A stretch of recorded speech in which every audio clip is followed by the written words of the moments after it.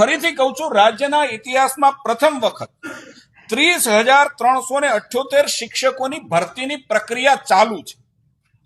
એક સાથે આટલા મોટા પ્રમાણમાં શિક્ષકોની ભરતી થઈ હોય, હું એમ માનું છું કે રાજ્યના ઇતિહાસમાં પ્રથમ વખત માનનીય ભૂપેન્દ્રભાઈની સરકારમાં આ બની રહ્યું છે. જે પૈકી આચાર્યો અને ગ્રાન્ટેડ શાળાના જૂના શિક્ષકો 1200 + 2200 ની ભરતી પ્રક્રિયા પૂર્ણ થઈ ચૂકી છે, પરંતુ શૈક્ષણિક સત્ર પૂરું થાય એ પછી એના ઓર્ડરો આપી દેવામાં આવશે. ધોરણ 1 થી 12 ની અંદર 7,500 શિક્ષકોની ભરતી પ્રક્રિયા લગભગ પૂર્ણ થઈ છે.